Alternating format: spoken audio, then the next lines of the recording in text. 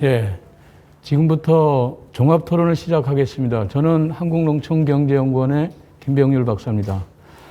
어제 1차 토론회는 그 농촌 재생, 그리고 사회적 경제와 일자리, 그리고 그린 뉴딜 시대의 농업 환경자원 정책, 그리고 주민 참여형 재생에너지, 태양광이죠. 확대 방안, 주로 농촌 정책에 초점을 맞추어 발표와 토론이 진행됐습니다.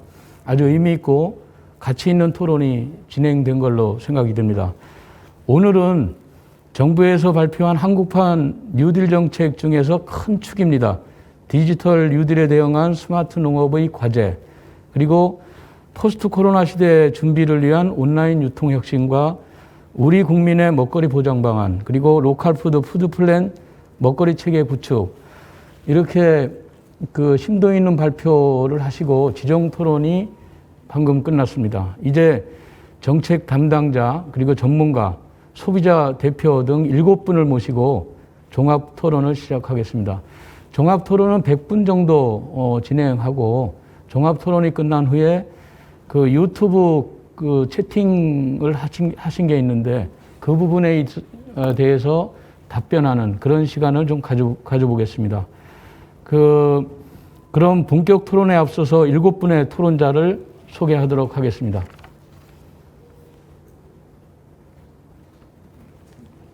예, 앉으시죠. 오늘 종합 토론자로 그 귀한 분들을 모셨습니다. 바쁘신 중에 와주셔서 감사드립니다. 그 귀한 분들을 모시게 돼서 저희들도 큰 영광입니다. 토론하실 분들을 소개해 드리는데, 소개하는 순서가 곧 토론하는 순서가 되겠습니다. 우선 그 ICT하고 4차 산업혁명 기술의 전문가입니다. 농림식품과학기술위원회 위원이기도 하고, 그 과학기술정책연구원의 혁신성장정책 본부장을 맡고 있는 이주량 박사님을 모셨습니다. 예. 그리고 한국경제신문 부국장을 역임하시고 현재 네이버팜 운영사인 아그로플러스라고 그 김철수 대표님을 모셨습니다. 네, 감사합니다. 제주대학교 생명과학대학장을 역임하시고 한국농업경제학회장도 역임하신 그 제주대의 유영봉 교수님 모셨습니다. 네, 반갑습니다. 예. 그리고 현재 소비자공익 네트워크의 회장이시고 국무총리실 식품안전정책위원회 위원이신 김연화 회장님을 소개합니다. 예, 감사합니다.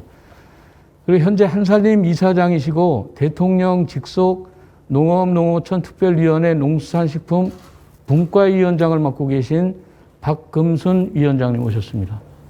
예, 감사합니다. 그리고 20대 국회의원으로 그 왕성한 활동을 하셨습니다. 현재 더불어민주당 구미을 지역위원회 위원장이시고 조직 강화 특위의 위원이신 김형권 전 국회의원님 모셨습니다. 반갑습니다. 예, 마지막으로 농식품부 농정국장과 농촌국장, 그리고 농관원 원장까지 역임하신 우리 조재호 현 차관보님을 모셨습니다. 네, 반갑습니다. 예, 감사합니다. 그 4개의 개별 주제에 대해서 지정 토론을 진행했기 때문에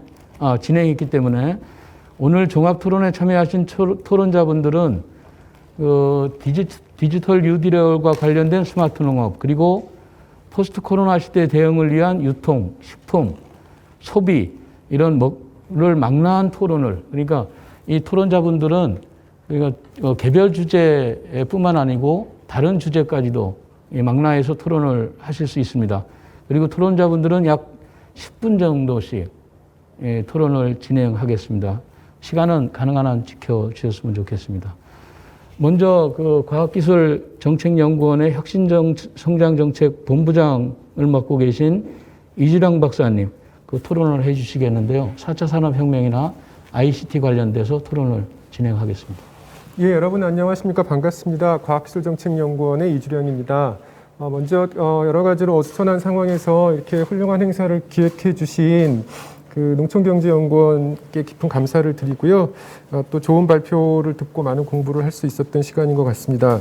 일단 제가 몇 가지 그 발표와 관련해서 얹고 싶은 이야기들이 있는데, 대체로 디지털 뉴딜과 관련된 스마트 농업이라든지 그다음 온라인 유통이나 이런 데서 기술 혁신이 어떻게 그 도입이 될 것이고 어떻게 전개가 될 것이고 그 과정에서 우리가 챙겨야 할 것들은 무엇인가에 대해서 위주로 먼저 토론 말씀을 드리고자 합니다. 가장 먼저 드리고 싶은 이야기는 지금 디지털 뉴딜이나 그린 뉴딜 이 두 가지 다 그 농업하고 큰 연관이 있는데요. 이거 접근할 때 가장 먼저 제가 말씀드리고 싶은 것은 이런 논의가 사실은 유럽이나 이런 선진국들에서 될 때는 성장론이 아닌 전환론이었다라는 말씀을 먼저 드리고 싶습니다.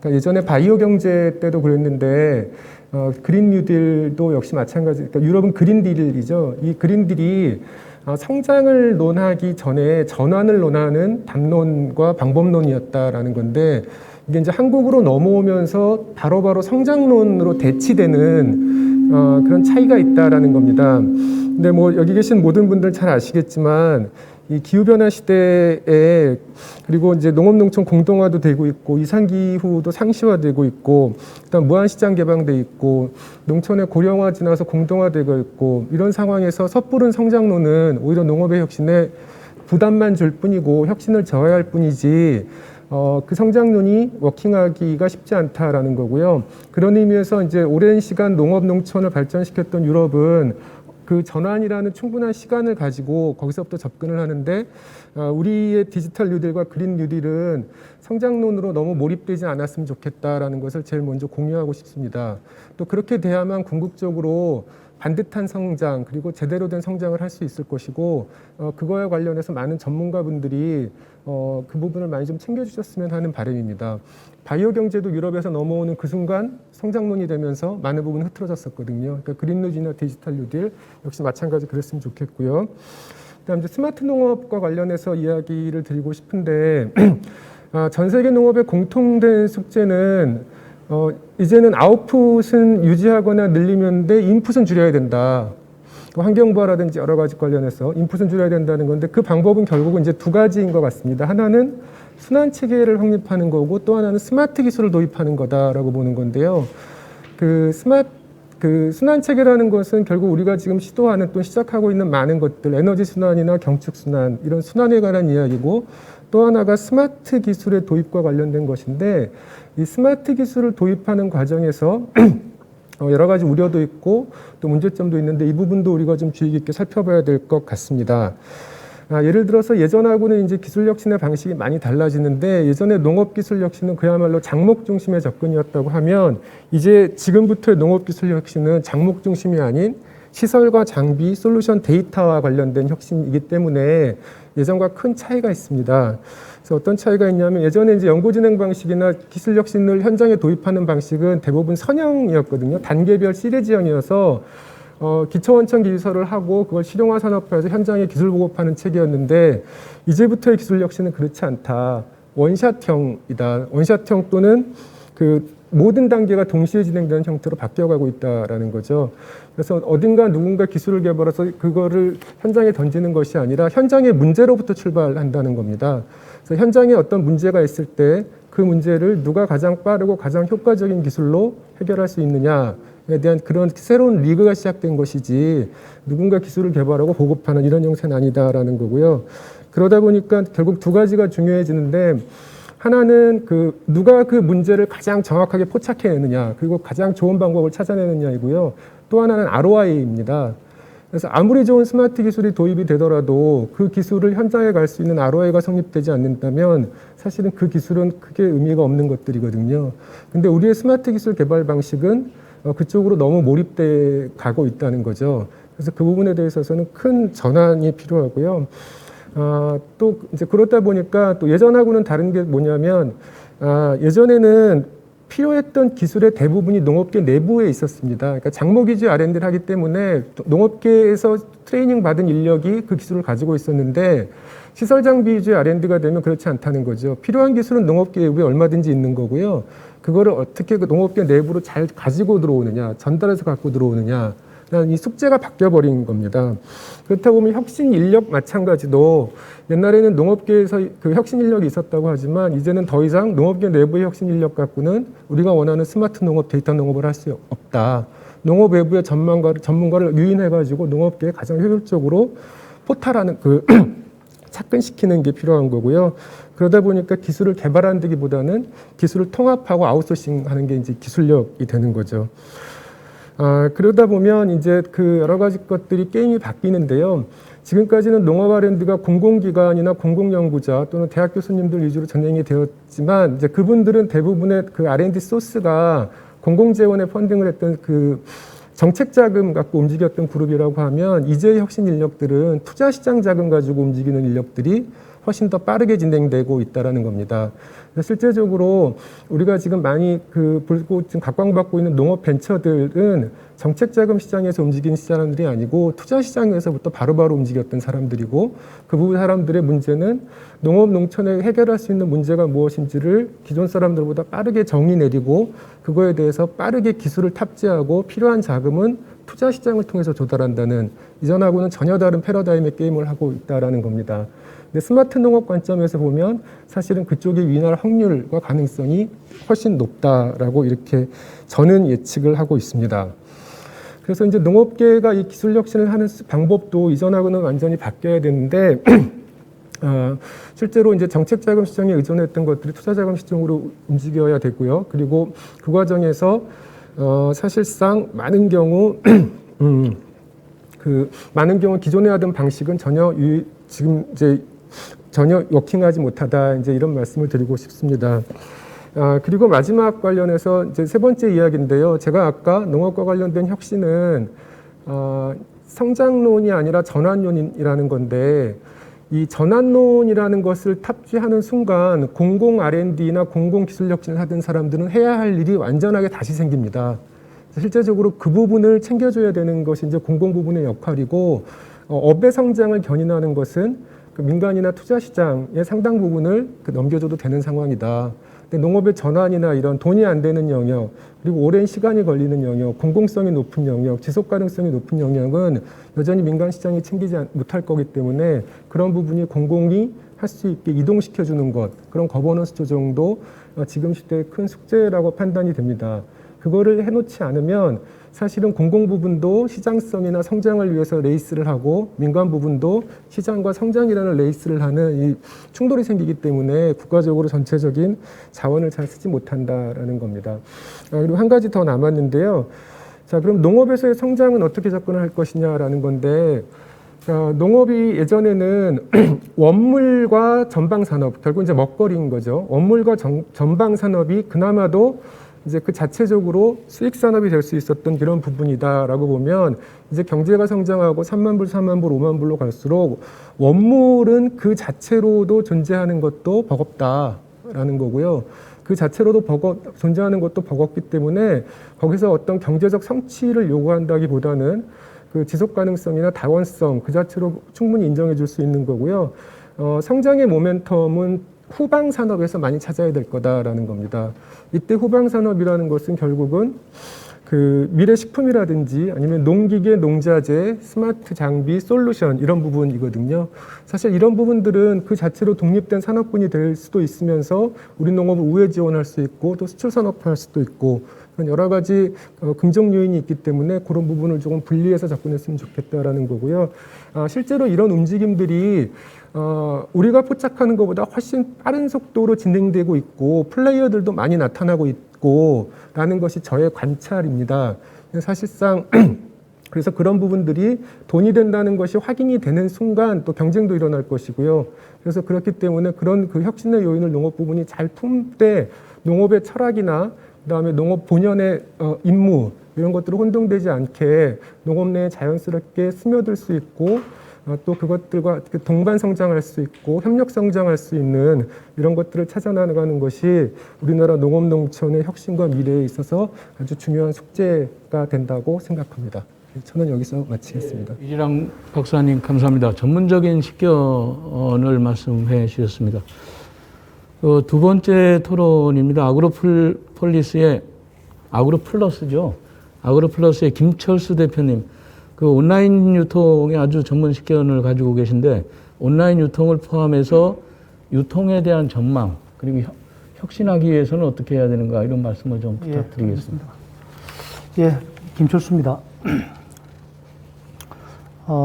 우선 코로나19 이후에 이제 온라인 시장이 이제 급속하게 성장하고 있는 부분과 그다음에 지속 가능 농업 이제 아까 저게 권호엽 처장님께서 발표하셨는데 지속 가능 농업에서 나오는 로컬 푸드 문제, 그다음에 디지털 뉴딜과 관련된 스마트 농업에 대해서 그런 순서로 간단하게 말씀을 드리도록 하겠습니다. 지금 온라인 시장이 이제 어느 정도로 급속도로 성장하고 있냐는 건 뭐 피부로 느끼실 거라는 생각을 하는데요. 아까 저게 우연히 들어오기 전에 이제 네이버 쇼핑하시는 분과 우연히 통화를 하게 됐는데요. 지금 네이버 쪽에서 올해 온라인 유통 성장률이 거의 한 50% 가까이 될 것 같다 그럽니다. 그러니까 최근 한 3, 4년간 온라인 전체 유통시장 성장 속도가 한 25%에서 30% 연간 평균 성장을 했는데요. 지금 2023년에는 온라인 유통이 오프라인 유통을 이제 넘어설 거다. 이제 그렇게 전망이 나오고 있습니다. 실제로 이제 오프라인 유통 같은 경우는 작년에 끝기 마이너스 성장을 하기 시작했고요. 근데 이제 이쪽에서 우리가 특히 이제 주목해야 될 부분은 이제 온라인 유통 시장이 크면서 그 기존에는 크지 않는 비중을 차지하던 식품 유통 부분이 비중이 커지고 있다는 사실에 주목할 필요가 있습니다. 재작년에 이제 식품 유통 네이버 안에서요, 비중이 어느 정도였냐면 한 15% 정도 됐습니다. 그러니까 전체 온라인 유통 시장에서요. 그게 이제 작년에 한 15%로 올라왔고요. 올해 지금 상반기 전망은 한 18% 정도 됐을 거라고 전망을 하는데 지금 코로나 영향으로 지금 급속도로 늘어나고 있는 걸 감안했을 때는 제 생각에 한 20%까지 가지 않겠느냐. 그러면 지금 식료품이 이제 구입하는 거를 이제 오프라인을 이제 어느 순간에는 거의 절반 이상을 이제 온라인으로 해서 식료품도 구입하게 될지 모르는 그런 상황이 될 것 같습니다. 여기서 이제 저희가 지난번에 이제 뭐 기사도 쓰고 하면서 한번 또 했던 것 중에 하나는 뭐냐면 아까 발표자님이 아까 하실 때 이제 다시 돌아올 수도 있지 않겠느냐 이런 말씀을 잠깐 하신 부분도 있었는데 제 생각에는 그러기에 좀 물론 올라왔다고 만큼 떨어지긴 하겠지만 예전만큼 돌아오기는 힘들 것 같다는 생각을 하고 있습니다. 왜냐하면 이번 코로나 최근 그 몇 달간을 거치면서 60대 이상 소위 시니어라고 하는 계층이 온라인 경험을 아주 세게 하고 있습니다. 한 30% 정도가 식료품을 시니어 그룹에서 30% 정도가 온라인으로 구입하기 시작했다고 합니다. 이거는 이제 상당한 변화죠. 기존에 디지털에 대해서 어떻게 보면 소외됐다고 보는 그룹이었는데 이분들이 이제 온라인으로 식료품을 구입하기 시작했다는 겁니다. 그러면 이제 이쪽 시장은 당분간은 계속 이제 속도의 문제지 계속해서 오프라인을 연계해서 갈 거라는 부분은 이제 분명한 사실인 것 같습니다. 그래서 이제 아까 발표하신 여러 이제 앞에서 하신 것 중에서 저는 어디 부분에 조금 더 주목을 했었냐면 전국 산지 유통 시설들 그다음에 뭐 미국 합치면 보니까 미국 종합처리회장까지 합치면 한 400군데 뭐 여기 넘는데요. 이 부분을 이제 온라인 거래에 적합한 물류센터로 빠르게 전환해야 된다에 대해서 상당히 동의를 합니다. 저는 이를 전환하는 속도를 좀 더 빨리 해야 되지 않을까 하는 생각을 하고 있습니다. 왜냐하면 저희도 지금 드농구 마켓이라는 조그만 마켓을 운영을 하고 있는데요. 거기서 보면 예를 들면 그런 게 나옵니다. 어저께 거래가 됐는데 어떤 주문이 들어오냐면 울릉도로 선물 세트를 보내달라 그럽니다. 옛날 같으면 참 상상하기 힘든 일이죠. 그런데 그게 아무렇지 않게 지금 일어나고 있습니다. 지금 현재 상황에서요. 그런 거로 봤을 때 지금 기존에 있는 각 농촌 지역이나 아니면 중간 지역에 있는 어떤 뭐 여러 가지 산지 유통 시설들을 기본 기능을 갖춘 것 플러스 약간 소포장을 할 수 있고 그다음에 꾸러미 사업도 일부 가미할 수 있는 그런 쪽으로 빠르게 전환이 돼야 되지 않겠느냐 이런 생각을 하고 있습니다. 그런데 이거는 왜 이제 이쪽에 대해서 이제 공공 쪽을 갖춰줘야 물류센터 가져줘야 생각하는 이유는 뭐냐면 민간 쪽이 생각보다 엄청나게 빠른 속도로 물류시설을 지금 잠식해 가고 있습니다. 지금 쿠팡이 전국적으로 대형 물류센터를 갖고 있는 게 30곳입니다. 그런데 2022년에 2년 뒤에 부천에 한 1,000억을 들여가지고 또 대형 물류시설을 하겠다 그러고 그 이듬해에는 광주에 2,200억을 들여서 또 물류시설을 짓겠다 그럽니다. 그러면 이제 자칫 잘못하다가는 기존에 있는 우리 농민분들이 활용할 수 있는 공공적인 성격의 물류센터가 상당히 위축될 수 있는 그런 문제가 생길 수 있겠죠. 그렇기 때문에 기존에 있는 우리 공공 성격을 갖고 있는 어떤 산지시설 이런 것들을 빠르게 온라인 유통에 적합한 그런 유통시설로 전환해야 되지 않겠냐 이런 생각을 하고 있습니다. 다음은 아까 말씀하신 그 로컬푸드 관련돼서 조금 제 의견을 말씀드리도록 하겠습니다. 지속가능 농업 관련돼서 그거 말씀을 하셨는데요. 저희도 이제 로컬푸드에 대해서 이제 관심을 좀 많이 가지고 있습니다. 왜냐하면 로컬푸드가 저희도 이제 여기 와서 이제 뭐 취재도 하고 한 게 한 3년 됐습니다. 그리고 농민분들도 많이 만나고 취재도 하고 했는데 로컬푸드가 생각보다 잘 안 되는 것 같더라고요. 그럼 왜 잘 안 될까? 그 상당히 의미도 있고 가치도 있고 그런데 왜 안 될까? 저는 그냥 좀 단순한 생각으로 비즈니스 마인드가 좀 떨어지는 거 아니냐는 생각을 했습니다. 예, 왜 그러냐면 첫째 좀 운동 개념으로 너무 많이 접근한 거 아니냐. 근데 이제 기존에 가치를 가져가는 게 중요하죠. 왜 그러냐면 팬덤을 형성하기 위해서는 가치가 중요합니다. 그 가치를 지속적으로 스텝 가야지 이제 팬덤이 모이니까요. 근데 그 다음 단계에서는 약간의 비즈니스가 가미돼야 됩니다. 이거는 실질적으로 그 로컬푸드의 대부분을 그쪽에 인볼브 하는 분들은 소농업인 분들인데 이분들의 어떤 실질적인 경제적인 안정을 위해서라도 약간 그런 비즈니스적인 게 가미돼야 된다고 저는 생각을 하고 있습니다. 예를 들면 처음에 이제 이걸 할 때 야 우리는 좋은 상품 내놨으니까 뭐 알아서 팔아주고 야 안 팔아주면 우리는 못 알아주네 뭐 이런 성격이 되면 안 된다는 이야기죠. 그래서 예를 들면 뭐 상품의 균일화라든지 아니면 일정 물량을 지속적으로 내야 된다든지 그다음에 좀 가능한 범위 안에서의 가격 경쟁력도 생각을 해본다든지 배송 시스템이라든지 이런 것들을 전체 그 소농분들이 다 가질 필요는 없지만 최소한 추진단 플러스 그다음에 그거를 좀 주도하시는 농민분들은 그런 거에 대한 마인드를 갖고 좀 접근하시면 어떻겠냐. 예. 그렇게 되면 기존에 이제 로컬푸드 가치에 대해서 공감하는 분들 플러스 그다음에 이제 그 위에 일반 우리 농산물을 이제 좋아하시는 소비자들이 이 로컬푸드 쪽으로 이렇게 좀 들어올 수 있는 여지를 가질 수 있지 않겠느냐. 예, 이런 생각을 좀 하게 됐습니다. 그러면서 이제 저희가 한 2년 전에 한번 취재를 갔었는데 상주 쪽에 이제 언니네 텃밭이라는 걸 한번 가봤었습니다. 갔었는데 잘하시더라고요. 잘하시고 그 꾸루미 사업 같은 거 잘하시더라고요. 근데 이제 지금 그 온라인으로 가면서 뜨고 있는 것 중에 하나가 잘 아시겠지만 밀키트입니다. 제 생각에는 밀키트가 다른 게 아니고 우리나라 기존에 해오던 그 꾸루미가 밀키트인 것 같습니다. 그러면 근데 밀키트나 꾸루미 같은 거는 대기업이 하기 힘듭니다. 왜냐하면 자동화가 될 수가 없기 때문에 손이 가야 되잖아요. 전부 다 손질을 해야 되니까. 그러면 이런 밀키트 그렇게 바꾸면 되는 거죠. 꾸루미 이거를 예를 들면 그 로컬푸드의 대표적인 하나의 브랜드로 만들어서 키우면 어떻겠냐 하면서 그런 생각을 해왔습니다.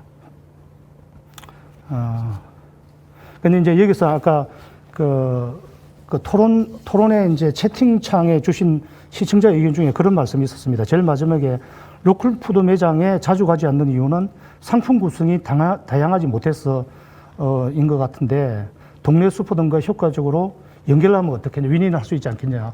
예, 전적으로 이건 맞는 말씀인 것 같습니다.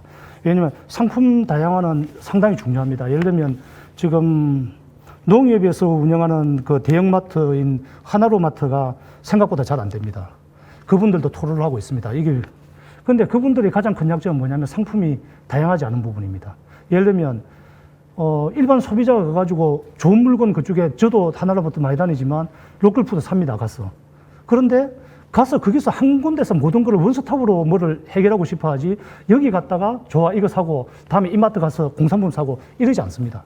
한 곳에서 다 해결해야 됩니다. 그런데 지금 하나로마트는 그게 한계입니다. 이쪽 품목은 아주 많은데 이쪽을 같이 갖춰줘야 되는데 이쪽을 아직 갖추지 못하고 있습니다. 그래서 지금 그 내부에서도 그런 이야기를 하지만 이제 저는 로컬 푸드를 이 지금 채팅창에 띄워진 어떤 시청자분 의견을 보면서 방금 그 생각을 좀 같이 하게 됐습니다.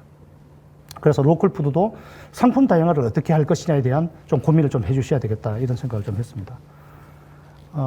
마지막으로 그 이제 스마트 농업 관련돼서 이제 뭐 그냥 제 사견을 이제 한 말씀을 드리면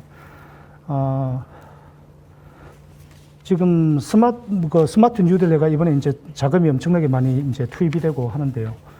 이제 4차 산업 결합이 돼서 스마트 농업 에그테크가 뭐 더 빨라질 거라는 데 대해 이견을 다는 사람은 없을 것 같습니다. 뭐 농업이나 뭐 로봇이나 AI라든지 지난번에 그 네덜란드 가서 AI 농업 대회에서 상도 받고요. 국내 그 중소기업 팀들이 가가지고 그런 것도 하고 했습니다. 근데 저는 이제 하면서 여러분 이제 교수님들도 이제 뵙고 이러면서 하나의 이제 들은 것 중에 하나는 이런 생각이 들더라고요. 이제 어차피 이쪽 농업이나 스마트 농업이 크기 위해서는 인재들이 들어와야 되는데 인재들이 지속적으로 투입될 수 있는 어떤 뭐 시스템이라 해야 될까요? 분위기가 만들어지지 않은 것 같다. 지금 현재 뭐 아시겠지만 뭐 예를 들면 뭐 그린랩스라든지 그다음에 노기아라든지 이런 젊은 창업자, 농대 논 젊은 창업자들이 엄청나게 지금 활발하게 하고 있습니다. 그런데 이분들이 지속적으로 뭐를 하기 위해서는 예를 들면 기업과 창업이 동시에 가야 된다고 저는 생각하고 있습니다. 그래야지 경쟁과 한때는 견제도 하면서 서로 이렇게 인수도 하고 그럼 이분들 다시 투자도 하고 이런 선작용이 일어나는데 지금은 저희 인재를 끌어들이는 현재 스마트팜 내지는 에그테크 분야의 어떤 인재 확충 시스템이 너무 창업 쪽에만 집중되어 있는 거 아니냐. 왜냐하면 농대를 들어가서 나왔는데 그럴듯한 데 갈 데가 있어야지 들어갔다가 창업도 하고 뭐 이것도 하고 여러 가지를 할 풀이 있어야 되는데 선택의 통로가 너무 좁지 않느냐. 그러기 위해서는 어떤 농업에 우리나라 큰 기업군의 기업을 좀 키우는 예를 들면 뭐 농업계 삼성이나 농업계 네이버 같은 기업이 몇 개 정도 있으면 얼마나 많은 이쪽에 사람들이 들어와서 여러 가지 모색을 하지 않겠느냐. 예, 그런 생각을 좀 해봤습니다. 예, 마무리하겠습니다. 예, 김철수 대표님, 그 중요한 지적 많이 해주신 것 같습니다. 그러니까 온라인 시장이 지금 굉장히 가속화되고 다시 돌아갈 수 없겠다라는 말씀. 그 중에서 우리 농촌에 있는 산지유통시설, 거기 이제 RPC하고 APC가 있는데 그쪽이 빨리 이 물류시설로, 물류센터로 이렇게 돼야 된다. 이건 아마 정부의 그 역할인 것 같습니다. 그리고 로컬 푸드에 대해서도 보완적인 그런 코멘트를 해 주셨습니다. 역시 비즈니스가 가미돼야 될 것 같다는 말씀하셨습니다. 자, 그 세 번째 토론은 우리 한국농업경제학회장을 하신 우리 제주대 유영범 교수님, 뭐 학회장님으로서도 많이 이것저것 관심이 많으실 텐데, 좀 포괄적으로 다 말씀을 좀 해 주시죠. 예, 반갑습니다. 제주대학의 유영봉입니다. 말씀하신 것처럼 4개 주제 내용에 대해서는 지정 토론들이 있었으니까요. 대체하기로 하고요. 일단 오늘 발제 내용들이 다 좀 광범위하고 또 그래서 토론을 집중해서 하기보다는요. 지금 좌장님께서 말씀하신 것처럼 저 개인적인 전공과 관련해서 본다고 그러면 농업구조 전체를 조망하면서 그 차원에서 조금 언급을 할까 합니다. 우선 지금 우리 한국농업의 현실은 다 아시는 것처럼 과거의 생산 위주에서 뭐 경험과 직관적인 농업이었다면 이제 장인들의 농업 뭐 이런 것들이 존경받던 농업이었다면 이제는 그게 아직 유지될까, 미래에 그대로 지속될까 하는 의문들이 드는 시점인 것 같습니다. 지금 뭐 말씀하신 것처럼 디지털 뉴딜 하면서 지금 오늘 발제 내용에서도 드론이다, 로봇이다, 빅데이터다, IoT다, 뭐 자율주행이다, GPS다 등등이 나오고 있습니다. 그런데 저 개인적으로 보면 생산 부분에서도 그렇고 지금 디지털 댐 오늘 말씀이라든가 디지털의 유통 부분의 활용이라든가 이 모든 것을 볼 때 기본적으로 지금 말단의 산업에 대한 이야기들이 지금 많은 것 같고요. 그것들을 수용하고 적용하기 위한 기반 투자에 대한 이야기들은 없는 것 같아요. 그래서 일단 이 지금 내용들과 미래에 대한 저희들의 인식들이 현장 농업과 농촌과 농민들에게 어떻게 적용될지 이게 좀 궁금하기도 하고요. 또 이제 원하지 않아도 지금 대규모 또는 급격한 변화가 우리한테 다가온다는 것들은 직시들 하고 계시는데 이에 대한 대비들이 지금 없는 상황에서 미래의 기술들을 얘기한다든가 이런 상황 같습니다. 우리가 어떻게 대비하고 뭐가 구체적으로 전개되어야 할까 하는 내용들을 좀 말씀드려 볼까 합니다. 우선 지금 오늘 내용들이라든가 저희들이 4차 산업혁명 기술의 농업의 적용들을 얘기하면서 여러 가지 이야기들을 하고 계시는데 이미 지금 선진국에서는 필드 농업에 적용을 하고 실용화를 하고 있는 상황이거든요. 아시는 것처럼 뭐 일본이 2015년, 16년부터 지금 2020년을 목표로 해서 했지만 아직 2020년에는 바뀐다고 했는데요. 거기까지 가지 않았습니다. 하지만 지금 트랙 바인더에서도 쌀 하나하나의 수분이나 단백질을 측정하거나 무게를 재거나 그것을 다시 균일하게 건조시키거나 하는 일들이 지금 이미 적용이 되고 아시는 것처럼 멀티 트랙터들이 무인 주행들을 하고 있고요. 또 딥러닝을 하는 드론이 이미 적용돼서 움직이고 있고요. 이런 상황들 그리고 구보따다, 후지츠 그다음에 지금 여러분 잘 아시는 소프트뱅크 이런 대규모 자본들이 지금 농업에 관여들을 하고 있는 상황 같아요. 근데 저희들은 지금 아직 그런 실용화라든가 설계라든가 이런 부분들에 대한 논의보다는 뭐가 적용 가능하다라는 정도의 수준들의 이야기들인 것 같아서 좀 아쉽기는 합니다. 그래서 좀 구체적인 이야기들 오늘 김세한 실장님이 사람, 인프라 그리고 기술 정책 이 네 개의 연계성의 중요성을 말씀드렸는데 저도 거의 유사한 얘기 같습니다.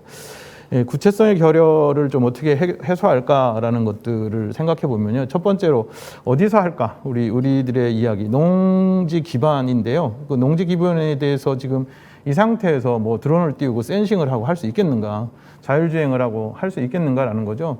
아무리 공업 분야에서 또는 제조업 분야에서 농업 기술에 적용하는 기술이 개발된다 하더라도 지금 우리 인프라에는 안 되는 것 같습니다. 그래서 저희 개인적으로는 우리 K 뉴딜에서 이 부분이 빠진 게 너무나 아쉽고요. 그린 뉴딜, 디지털 뉴딜 하면 팬시한지 모르겠지만 농지 기반 뉴딜 하면 기분이 나빠서 그랬는지 이 부분이 전혀 없고요. 이 농지 기반을 대규모 대대적으로 미래형의 기반을 만든다 했을 때 중장기 아주 대규모적인 그야말로 뉴딜이죠. 근데 이것이 빠졌고 또 그다음에 이제 지금 기후 변화 얘기들을 하십니다. 농업 지금도 물이 빠지지 않고 이런 농지를 갖고 있는 상황이잖아요. 그런데 무슨 드론이고 센싱을 하는가? 그래서 농지 기반을 정비한다는 자체가 미래 기술에 이건 국가가 할 일이라고 하면 당연히 뉴딜에 들어갔어야 되는데 이 부분이 없는 것 같아요. 이제 그게 다 했다 하더라도 그럼 누가 할 것이냐 하는 문제죠. 그래서 경영체라든가 운영자들에 대한 교육이나 육성 이 부분도 언급을 하지 않아요. 그냥 지금 평균 60의 농업 경영자들이 또 소농 영세농들이 다 참여할 것이냐라는 거죠. 이것도 아닌 것 같습니다. 이 부분도 체계적으로 정비하고 준비해야 되는 것 같아요. 그다음에 기술의 개발 무엇을 할 거냐 하는 건데요. 기술 개발 아까 이주량 박사님 얘기하신 것처럼 기술은 지금 민간이나 이런 데서 상당히 하지 말라게도 투자를 할 것 같아요. 그런데 융합을 하고 농업 내부를 연계한다고 할 때 우리 농업 내부에서 지금 농학 기술이 붕괴된 상황입니다. 농학 기술이 없는 상태에서 무슨 센싱을 할까? 농학 기술의 회복, 그러니까 원예 농학 축산 이게 지금 다 대학에서 전멸이 된 상황입니다. 이걸 회복하지 못하고 무슨 과학 기술과 미래에 대한 농업을 할까라는 것이 아주 걱정스러운 상황이며 이것이 단기간에 어디서 수입할 수 있는 문제도 아니고요. 저희가 강의하면서 제 같은 경우에 개발도상국의 농업 혁신이나 농업 성장을 얘기할 때 인력 양성이나 그 국가에 토착된 연구가 없으면 어렵다라는 얘기를 하는데 우리 지금 이거 거의 고령 선도 농가의 직감 이걸로 지금 농사를 짓고 있고 과거의 과학형 농업은 전혀 반대로 가고 있는 상황에 미래를 얘기한다. 좀 어려운 것 같아요. 그래서 투자 기술 개발에도 역시 공공 투자하고 민간 투자하고 이걸 구분해야 될 텐데 민간은 지금 준비되어 있고 얼마든지 진입할 것 같아요. 근데 공공 투자에서 아까 기반도 그렇고 인력에도 그렇고 지금 이제 이런 농업 기반 기술을 어떻게 회복할까? 이 회복을 해야 융합을 할 것 같아요. 이 부분도 참 걱정입니다. 그래서 마지막 농정 체계 얘기들을 하면 이것도 이제 이번 코로나 사태 때문에 우리 농업에 대한 위상 또 국민들이 농업의 중요성, 새삼스럽게 식량 안보 이런 것들에 대해서 관심도 높아졌고 농업을 육성하고 지원해야 된다는 데 대해서 동의를 하신 것도 많이 증가를 한 것 같아요. 그런데 농정 체계 자체가 이런 아까 말씀드린 미래 농업상과 우리 농지 기반 또는 우리 농업의 주체 세력 이걸 어떻게 육성하고 어떻게 할까라는 생각들이 정비되지 않은 것 같습니다. 과거와 같은 연장선에서 농업은 뭐 지원하고 보호하고 이런 걸로 계속 정책을 수립했을 때는 미래를 대비할 수 없는 것 같죠. 그래서 이 미래 산업에 대해서 더 이상 우리 농업이 지원하고 보호하기보다는 미래 산업의 핵심적인 산업이다. 미래의 다른 산업과 융합하고 전개할 수 있는 능력이 얼마든지 있는 산업이다 하는 것들을 국민에게 설득하고 또 농정체계도 바꿔가지 않아야 될까 이런 생각을 합니다. 결론적으로 말씀을 드리면 지금 뭐 다 아시는 것처럼 초고령화, 뭐 노동력 부족 그리고 앞으로 전개될 것이 아주 뭐 그렇게 길지 않은 시간에 대량 탈농, 그다음에 대규모 농지의 방출, 그리고 농지의 황폐화나 지역 공동화 이런 것들이 지금 전개될 것이어서 우리가 좋든 싫든 우리 농업 농촌은 상당한 변화를 바로 직면하게 되어 있습니다. 이 변화가 우리한테 바람직하냐, 바람직하지 않은 방향으로 갈 것이냐 하는 것들이 걱정이고요.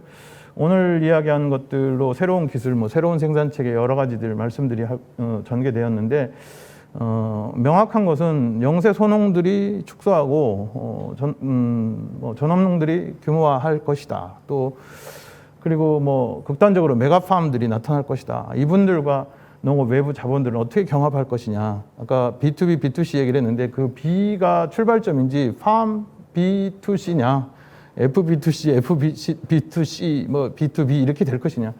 비즈니스 마인드나 비즈니스 능력이 없는 상태에서 무슨 온라인이나 이런 거래들의 전개가 가능할까 하는 거죠.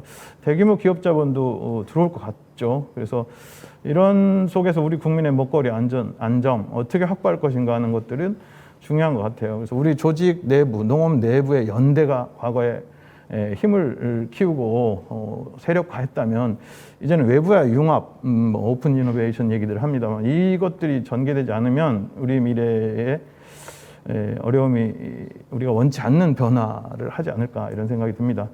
그래서 늘 우리는 뭐 농업은 취약하고 빈약하고 지원하고 이래야 되느냐. 그래서 그런 정책이 아니라 국민의 삶이나 위험을 관리하는 국가의 기간 산업이고 다른 산업과 지금 융합해서 미래 한국 사회의 핵심적인 산업이다. 이런 것들의 당위성을 좀 확보해야 되고 그래서 내 외부의 인식을 좀 바꿔야 되지 않나 이런 생각이 듭니다.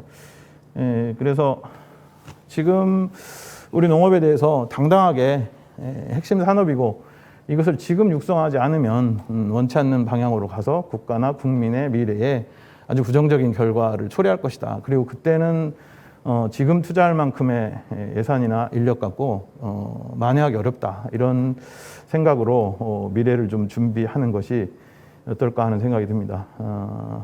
이게 지금 말씀드리는 내용들이 뭐 우리가 흔히 얘기하는 지속 가능한 대한민국의 농업 농촌의 미래다라고 한다면 과감한 좀 팬시하지 않지만 농업 뉴딜을 어떻게 좀 진행하는 것이 미래의 농업 농촌의 개혁이 아닐까 이렇게 생각합니다. 감사합니다.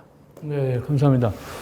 유영병 교수님 상당히 중요한 지적을 해준 것 같아요. 그러니까 그 지속 가능한 농업 농촌을 위해서 농업 쪽의 진정한 뉴딜이 뭐냐 상당히 근본적인 걸 지적해 주셨습니다. 저도 상당히 많은 부분은 동감을 하고 있습니다.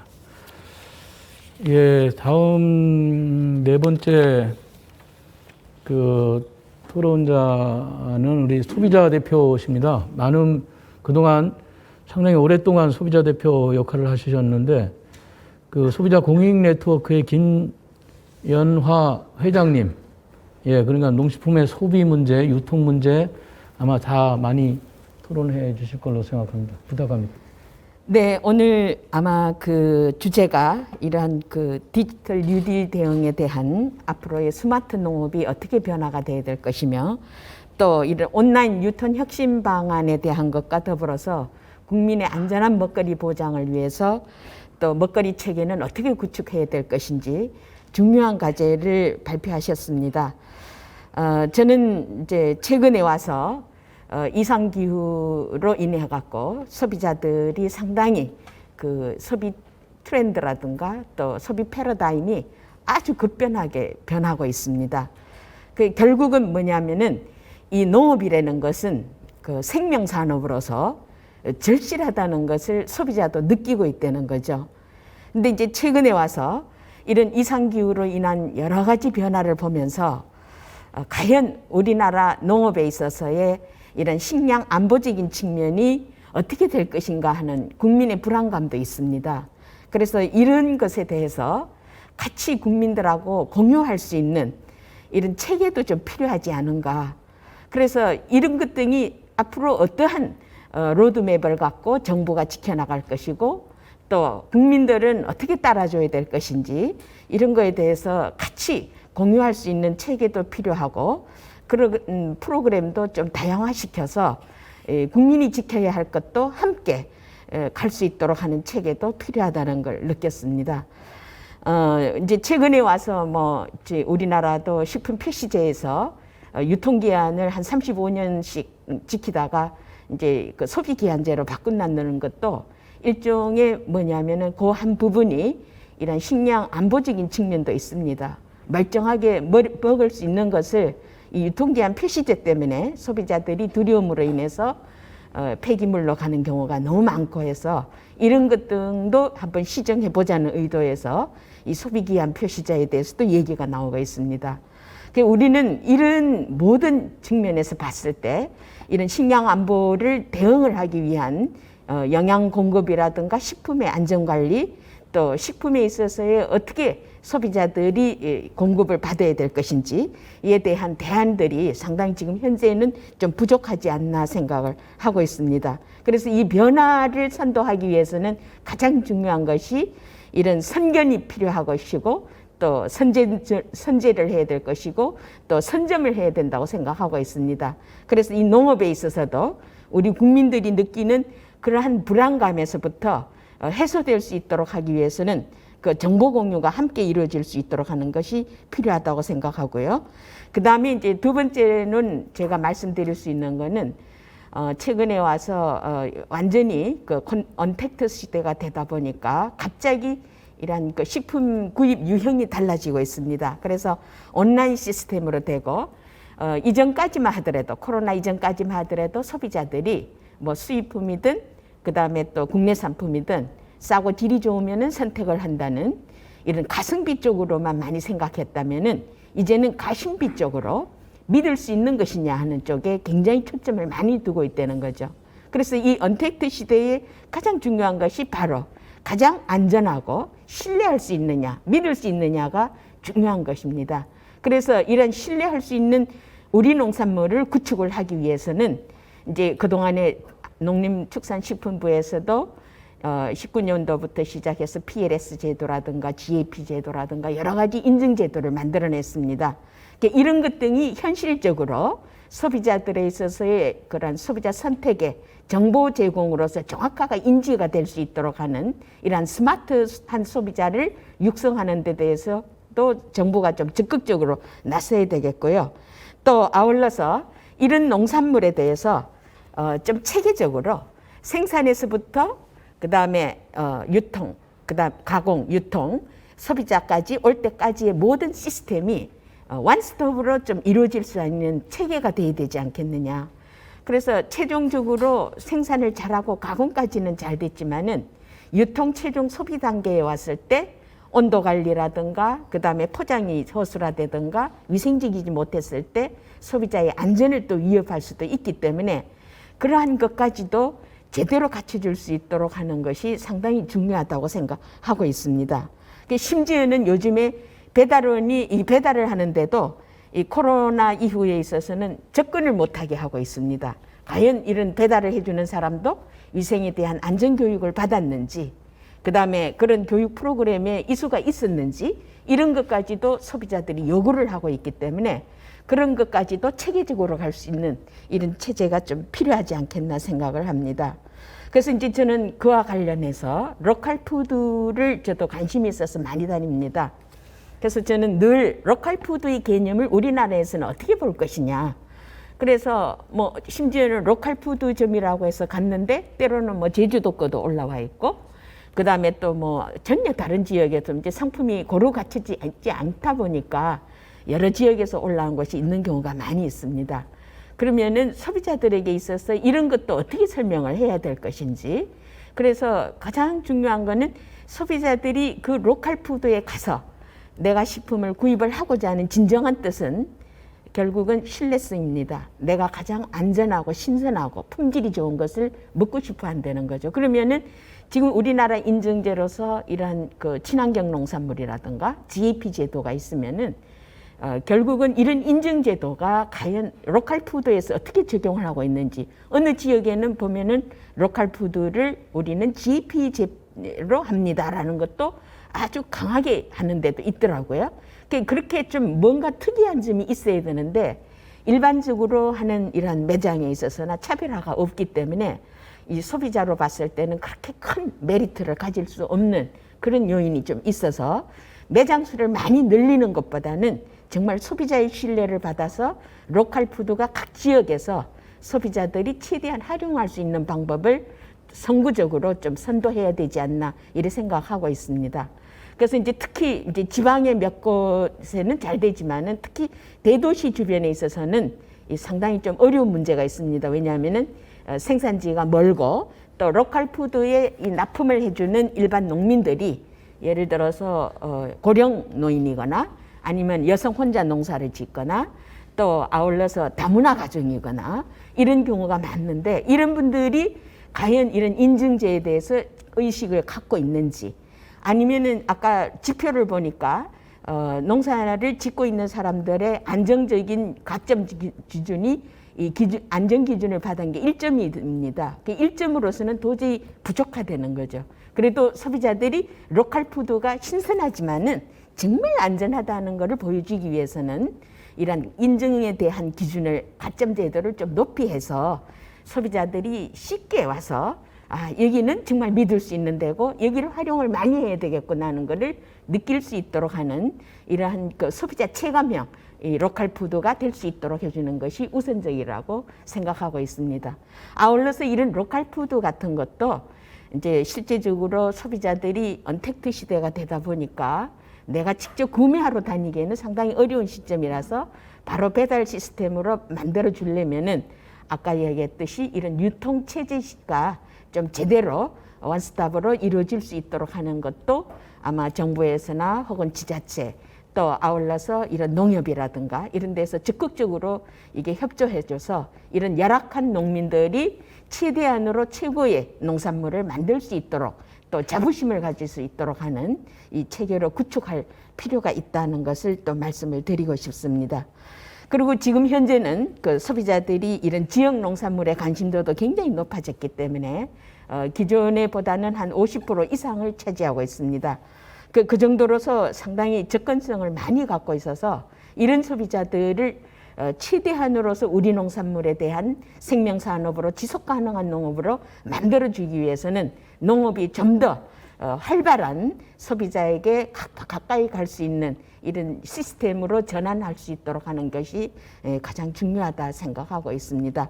아울러서 최근에 와서 이런 뭐 예를 들자면 밀키트라든가 혹은 또 뭐 식품 HMR이라든가 이런 것 등을 만들어내는데 저는 농림축산식품입니다. 식품부이기 때문에 식품과 관련된 예를 들어 영양적인 거, 그 다음에 어떤 식품을 어떻게 먹어야 되는 것도 소비자들한테 교육이 좀 돼야 되는데 그런 것 등이 전혀 안 되고 단순히 생산하는 것에서 그치고 있습니다.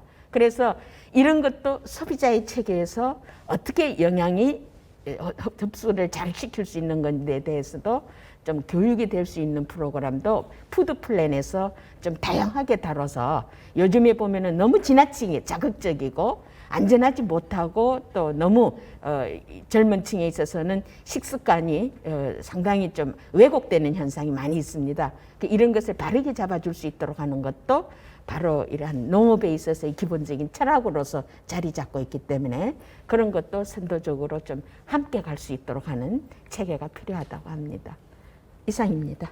예, 김연아 회장님 아주 그 소비자를 위해서 농업도 정보 공유도 돼야 되고 그리고 상당히 중요한 말씀 많이 하셨어요. 가심비 문제도 말씀하셨고 그리고 스마트 소비자 육성을 위한 뭐 교육이라든가 정보 이런 거 결국은 농업이 소비자한테 가까이 갈 수 있는 방안들 상당히 좋은 제안을 해 주신 것 같습니다.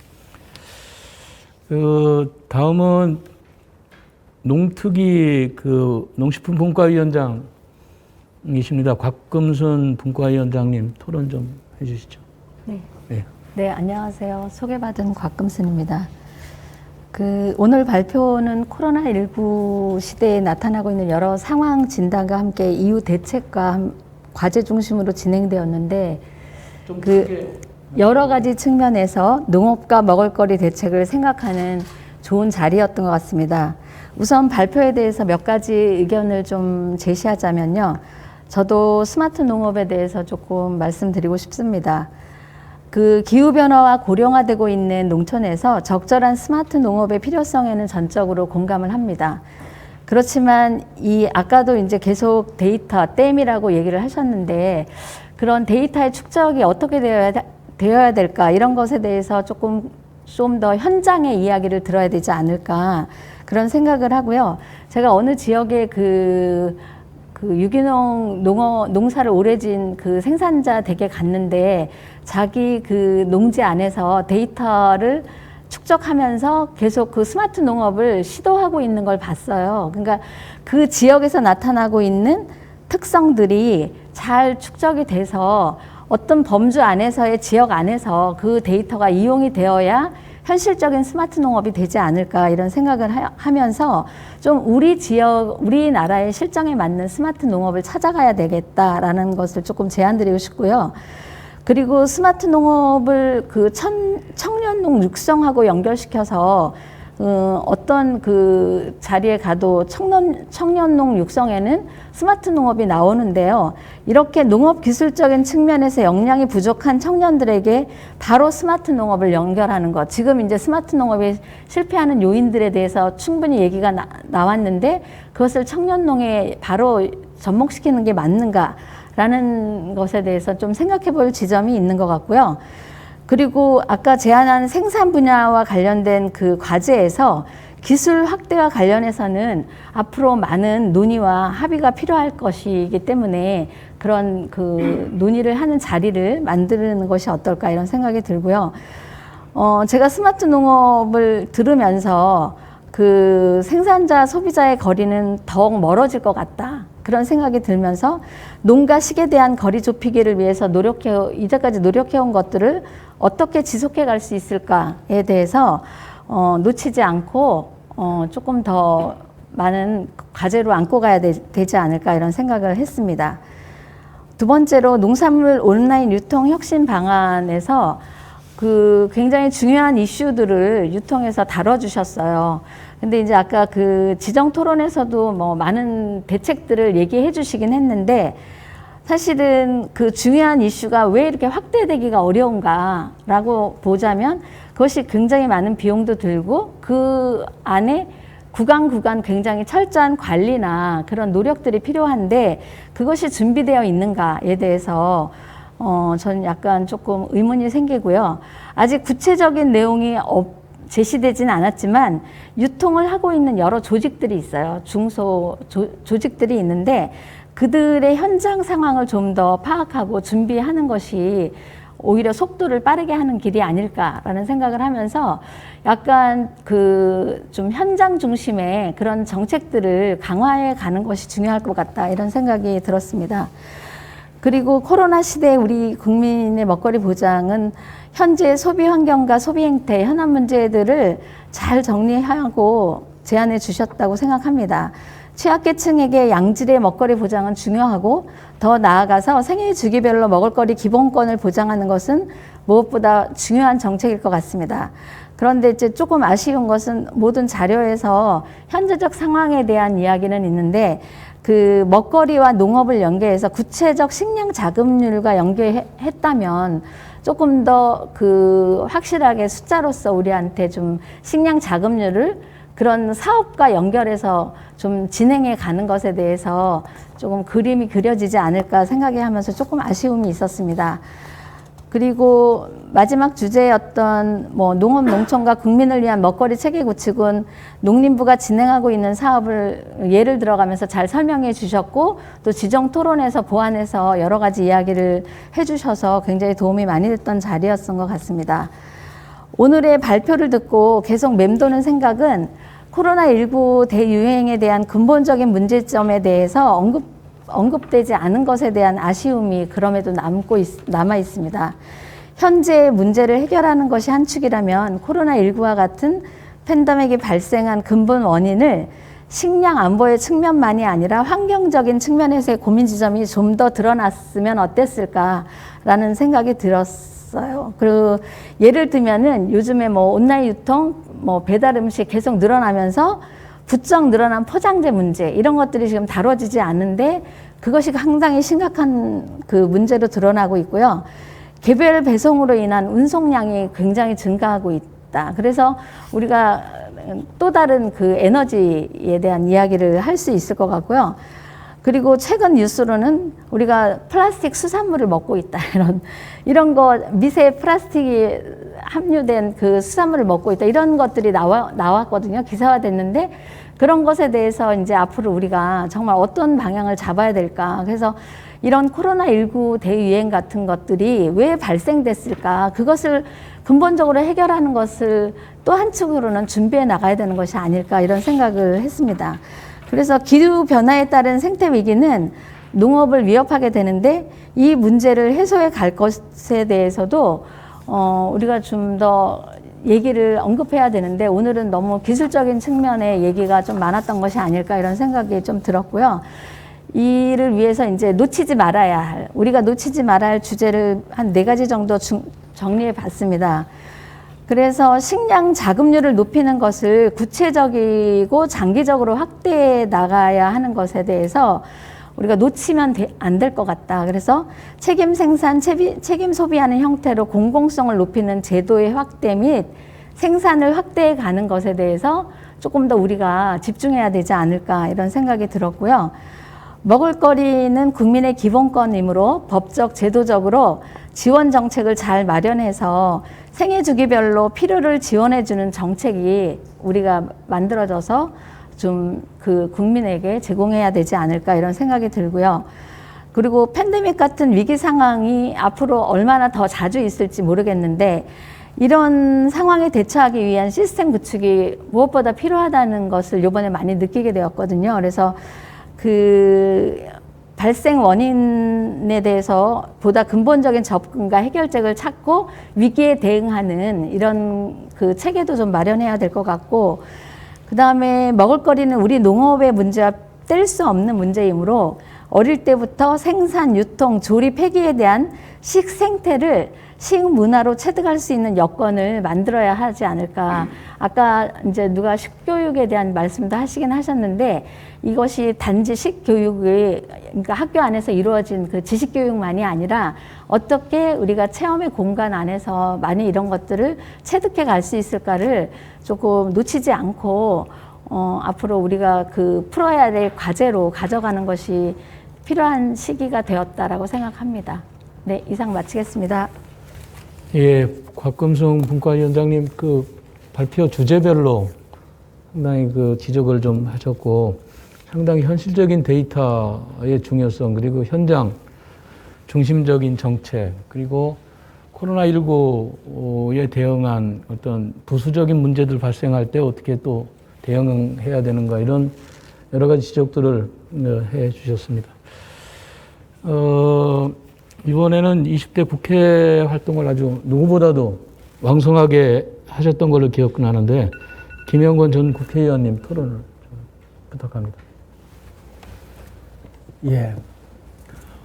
토론 말씀 잘 들었습니다. 농촌과 농업의 사회적 역할, 기능, 이 부분을 끊임없이 강화시켜 나가는 것이 중요하다고 보는데요. 그런 점에 있어서 저는 우리 농업과 농촌의 사회적 기능은 크게 세 가지로 제 나름대로 정리를 합니다. 하나는 전통적인 의미에서 식량 생산 기지로서의 기능. 그 다음 두 번째는 에너지 생산 거점으로서의 농산어촌.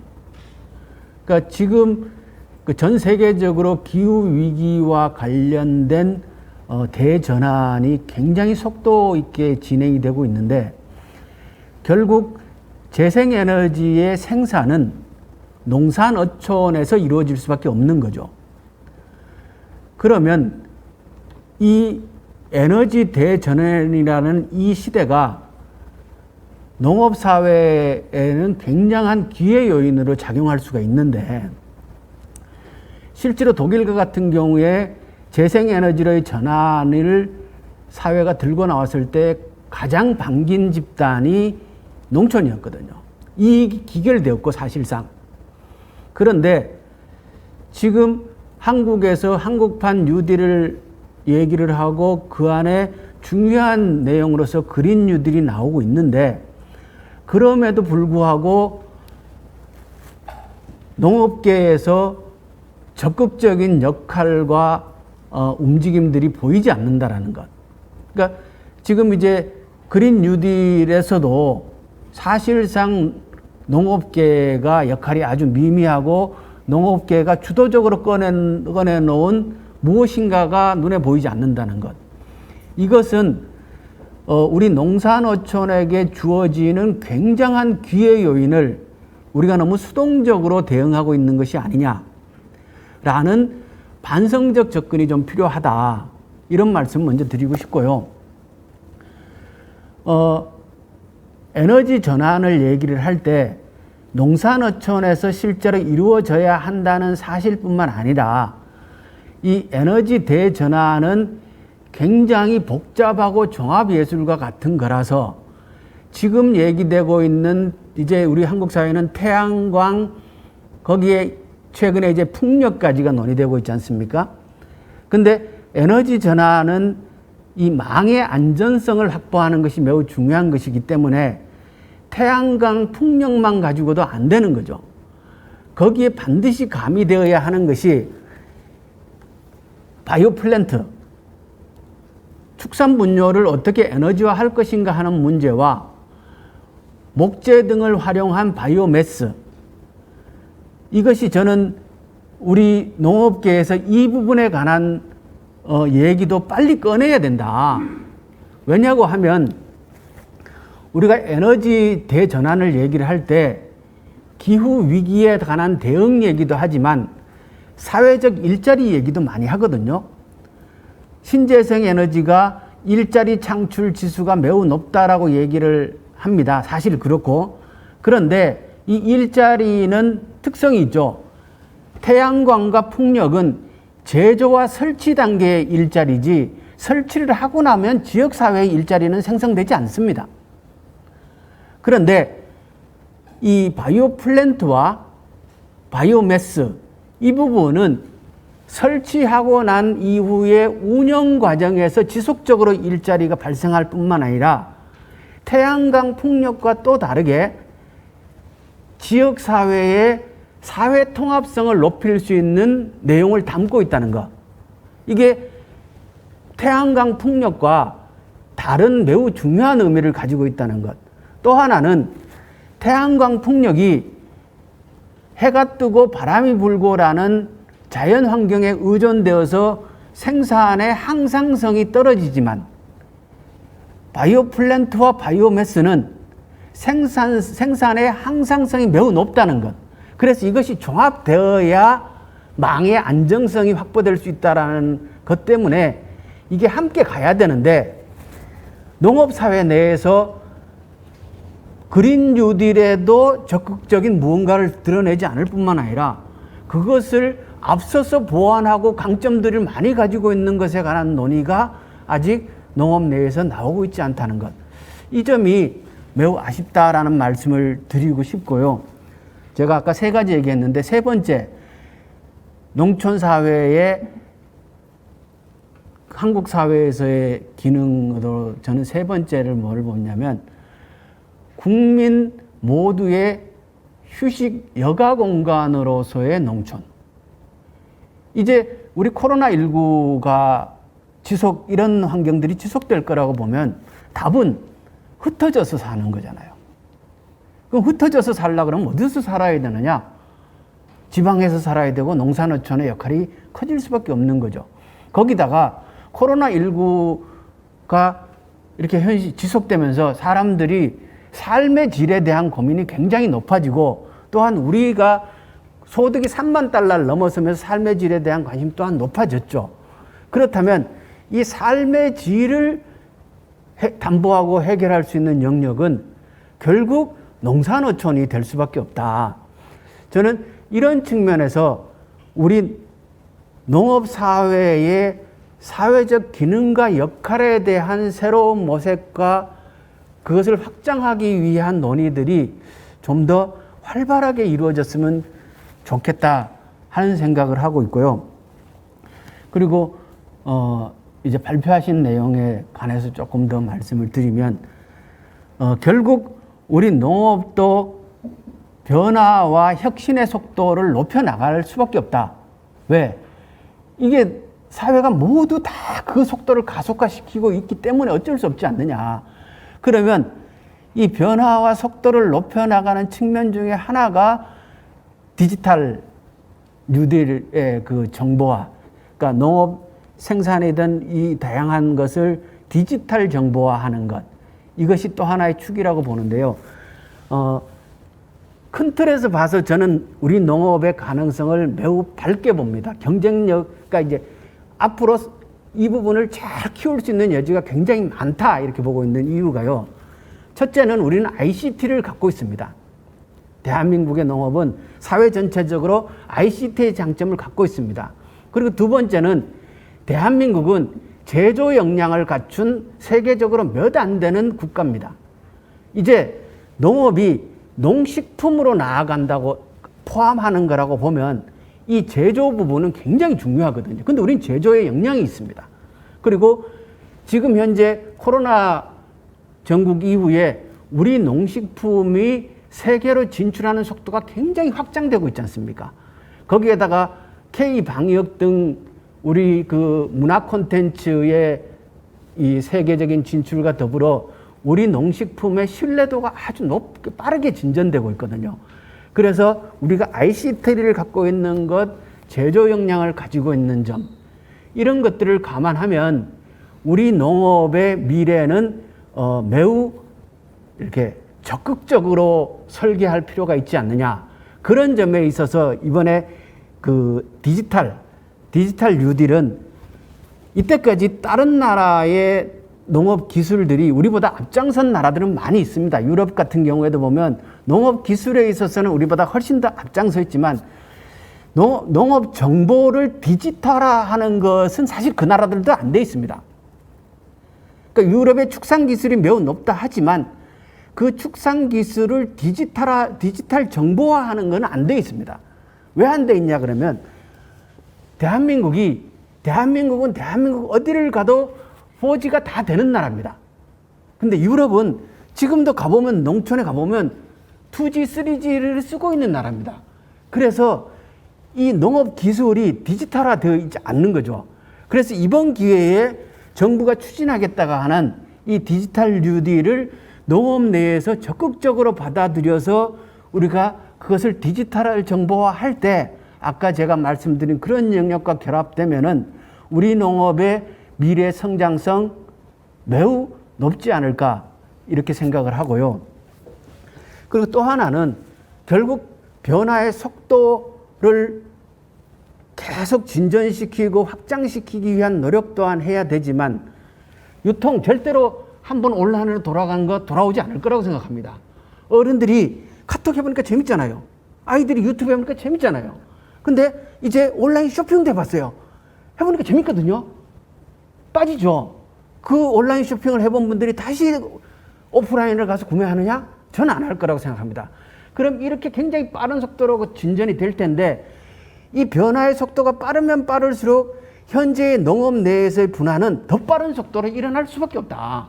그 온라인화되고 디지털화되는 것을 농업 일반의 생산자들이 함께 갈 수 있느냐? 절대로 갈 수 없을 겁니다.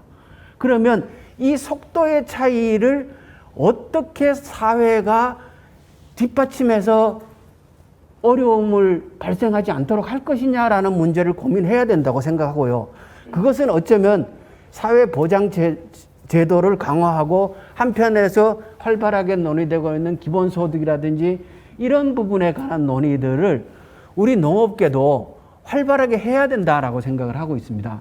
그런 점에서 작년에 국회에서 농식품 바우처 제도를 도입한 것은 굉장히 큰 의미가 있다 이렇게 생각을 하고요. 그 부분에 대해서 우리 농업계가 좀 더 적극적으로 논의하고 담론들을 좀 적극적으로 꺼내주면 좋겠다. 이런 말씀 좀 드리고 싶고, 제가 이제 고민이 있는데요. 이런 겁니다. 10년 뒤에 한국 농업이 어떤 형태로 존재할 수 있을 것인가? 우리는 그 10년 뒤에, 20년 뒤에 미래 세대를 위한 농업인들, 다음 세대를 위해서 오늘 어떤 역할을 해야 될 것인가? 그런 점에 있어서 고민인데요. 자본주의 사회에서 우리 농업이 이때까지는 개방화의 피해 당사자라고 해서 끊임없이 예외 대상으로 인정을 받았는데 이게 예외 대상으로 인정받는 것이 어느 순간 열애가 된 게 아닌가라는 생각을 합니다. 그러니까 사회 구성체로서 우리가 농업이 열애가 되어버린 거 아닌가라는 이런 느낌을 사실은 좀 하고 있고요. 그런 점에서 우리 농업계가 나서서 스스로 개혁안들을 변화의 방향들을 우리가 내놔야 되는 거 아니냐, 농업계가. 그러니까 오늘 토론도 농촌 농업의 혁신과 미래인데 좀 더 과감하게 혁신적인 내용들을 우리가 꺼내야 되는 거 아니냐. 그래서 사회가 논쟁할 만한 화두를 제시를 하고 우리가 농업 내에서 비판을 받더라도 농업 내에 여러 구성 요소들과 함께 열린 마음으로 토론에 임할 자세를 좀 강화해야 되는 거 아니냐 이런 고민하고요. 그런 점에서 어느 분야나 하나의 산업이 성장을 하면은 겉으로는 기업이 성장합니다. 2차 전지가 뜨면 2차 전지를 하고 있는 기업이 성장하는 거고 그 2차 전지를 완성품을 만들어내는 밸류체인에 엮여져 있는 나머지 기업들이 성장하는 거죠. 근데 우리 농업은 그런 점에 있어서 보면 협동조합이 그 일을 하느냐, 이때까지 협동조합이 해야 되지 않느냐라고만 했지만 안 하죠. 못 하죠, 협동조합이. 그럼 어떻게 할 거냐. 이 부분에 관한 논의도 해야 되는 거 아니냐. 아까 우리 김철수 대표님이 청년들이 가서 창업하기 이전에 경험할 수 있는 농기업이 없다. 절실한 문제입니다. 청년들한테 창업하라 그러면 벼랑 끝에 내몰고 떠미는 거와 똑같은 행위입니다. 그건. 창업은 아주 작은 숫자가 해야 되는 거고 디지털 농업 얘기를 할 때 그 디지털 정보를 무엇을 모을 거냐, 어떻게 참여할 거냐 이런 문제 매우 중요하지만 그 디지털화하는 부분에 참여하는 농가의 숫자가 다수여야 되는 건 절대 아닙니다. 사회의 혁신성은 사회가 평등하게 동시대의 혁신이 쫙 일어나는 거 절대로 아니죠. 아주 소수의 농가들이 참여해서 필요한 정보들을 디지털화하면은 거기서 혁신이 일어나고 그것이 어느 순간 지나서 한참 뒤에 보편화되는 거지 그것을 수집하는 단계에서 모든 농가들이 참여해서 절대로 그런 것 아니거든요.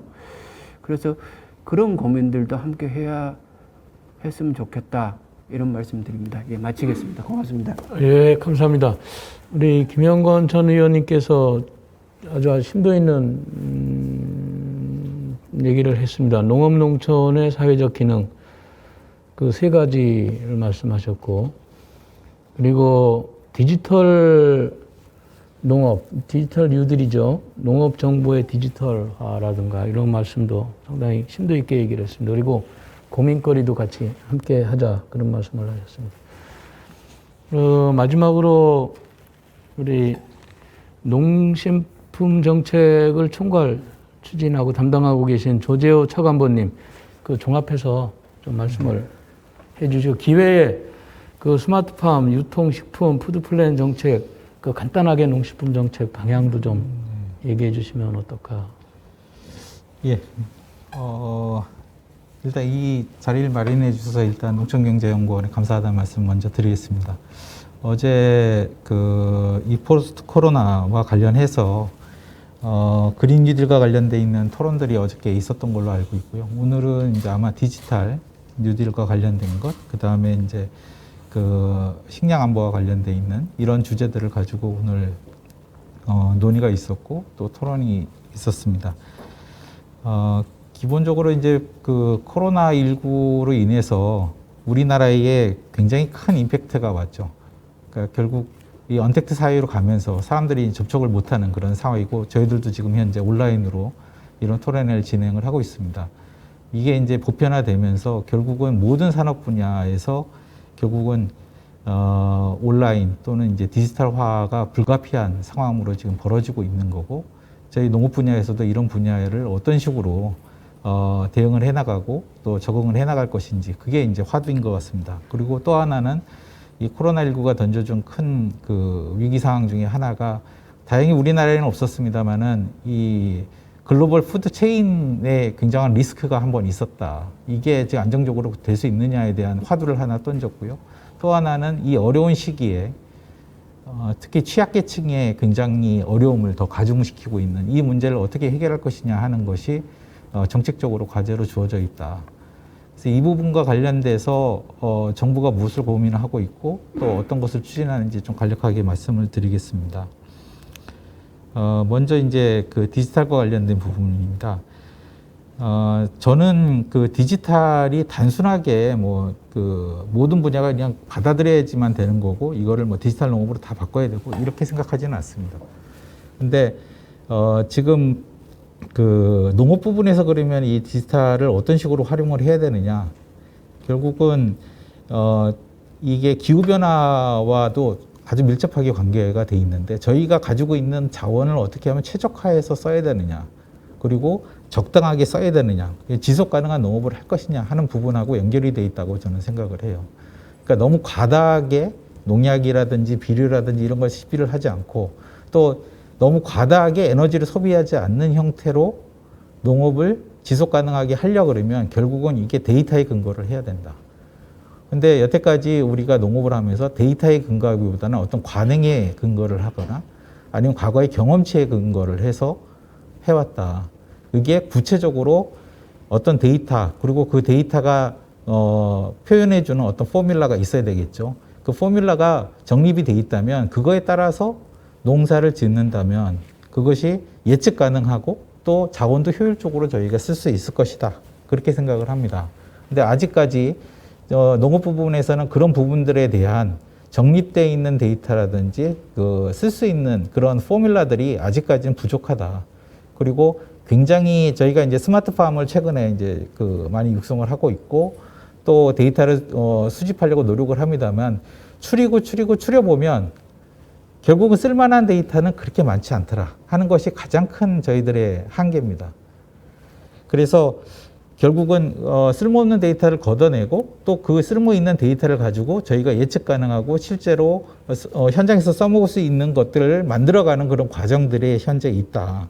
근데 그것이 가장 현재로서는 가장 많이 디벨롭이 된 부분은 원예 쪽입니다. 그래서 유리온실이라든지 비닐온실과 관련돼 있는 것들이 먼저 조금 앞서 나가고 있고요. 그것뿐만이 아니고 저희가 축산과 관련해서도 스마트 축산을 하려고 생각을 하고 있고 또 노지와 관련해서도 쌀이라든지 아니면 경정농업과 관련해서도 스마트 농업을 좀 더 할 수 있도록 하는 그 기본적인 사업들을 저희가 지금 추진하는 그런 과정이 있습니다. 근데 저희가 좀 한계로 생각하고 있는 것들 중에 하나는 이런 그 데이터를 기초로 하는 그런 것들을 하려고 그러면은 기본적으로 이런 데이터를 해석을 하고 또 그것을 기계가 또 학습도 하고 그 학습의 결과를 인간들이 활용할 수 있도록 하는 그런 그 프로세스가 좀 필요한데 우리나라에 보면 기계 장비 같은 경우는 어느 정도 디벨롭이 되어 있습니다만은 그 각각의 응용 분야와 관련돼 있는 전문 인력들이 굉장히 좀 부족한 부분이 많이 있습니다. 특히 이제 융복합 부분이 아직까지 부족하다. 그래서 그 부분을 어떻게 키워나갈 것인지 그게 이제 굉장히 저희들한테 과제고요. 또 하나는 이런 것들을 소화할 수 있도록 해주는 어떤 농기계, 아까 이제 후방산업 말씀하셨습니다만 그런 후방산업들이 조금 더 키워져야 되겠다. 아직까지는 그런 부분들이 부족하다. 일부 경종과 관련돼서는 무인 농기계라든지 이런 것들이 좀 개발이 돼 있습니다만은 아직까지 우리가 현장에 투입하기에는 좀 부족한 부분들이 굉장히 많이 있더라. 그러나 농업 분야가 좀 그 다른 분야에 비해서 저희가 가능성이 좀 높다고 생각하는 것 중에 하나는 뭐냐면 지금 뭐 사실 디지털 얘기할 때 가장 대표적으로 들은 것이 AI라든지 아니면 이 드론 뭐 이런 것들을 얘기를 합니다. 근데 이 무인 자동차도 얘기를 하죠.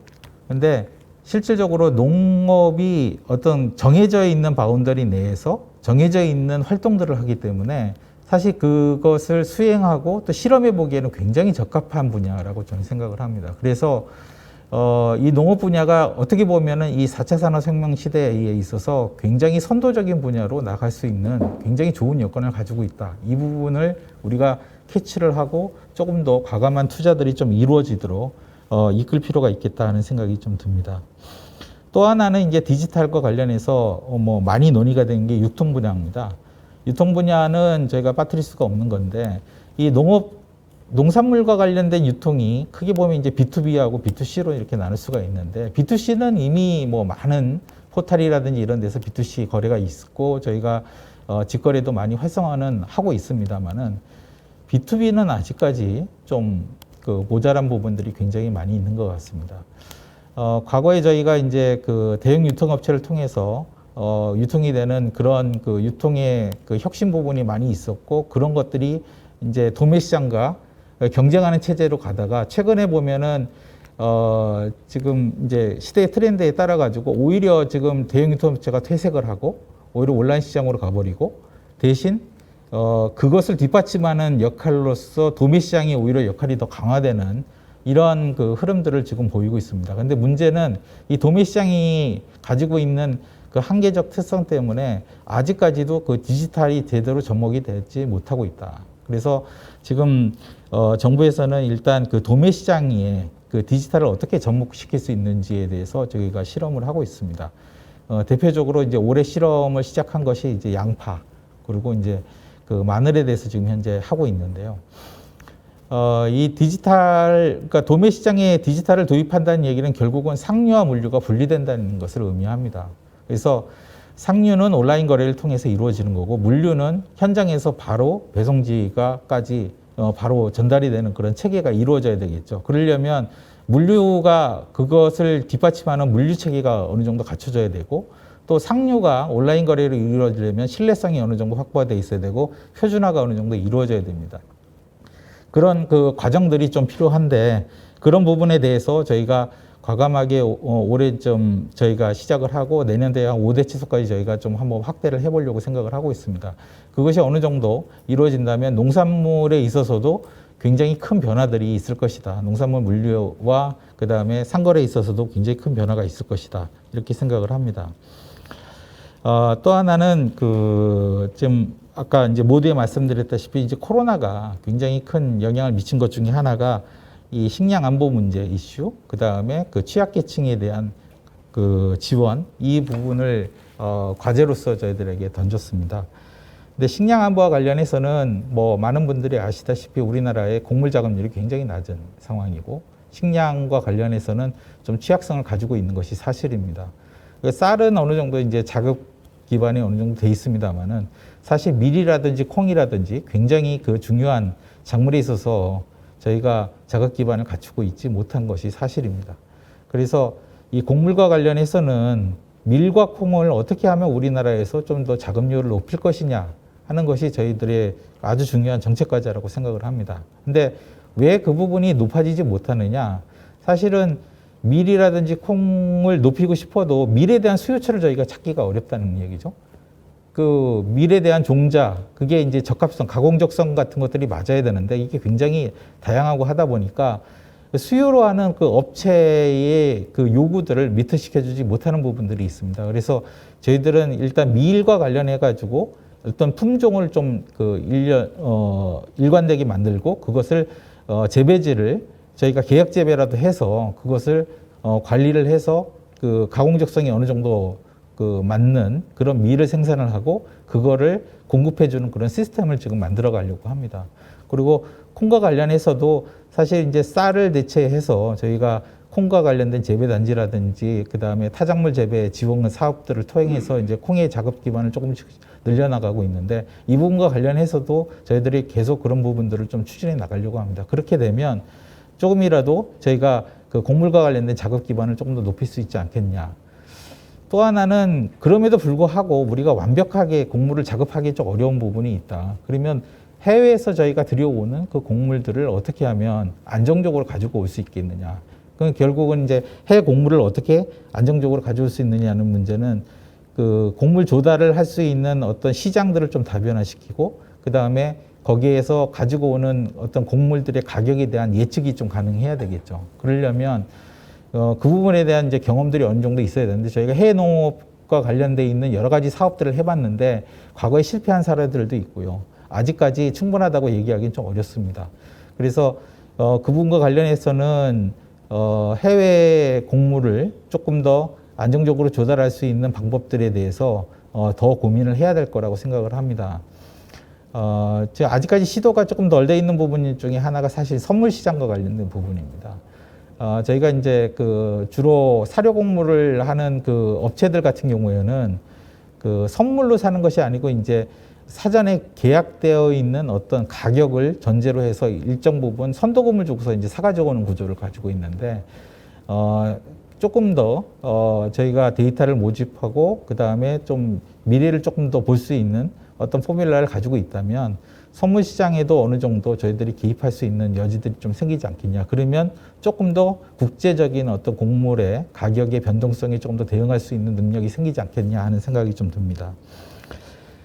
마지막으로 이제 취약계층과 관련된 부분인데, 김영건 의원님께서도 말씀하셨다시피 저희가 작년에 이제 바우처 사업을 시작을 했습니다. 그래서, 지금 뭐 초등생에 대해서 저희 과일 간식도 조금 보급을 하고 있고, 과일 간식과 관련해서 올해 이제 시범 사업을 저희가 시작을 합니다.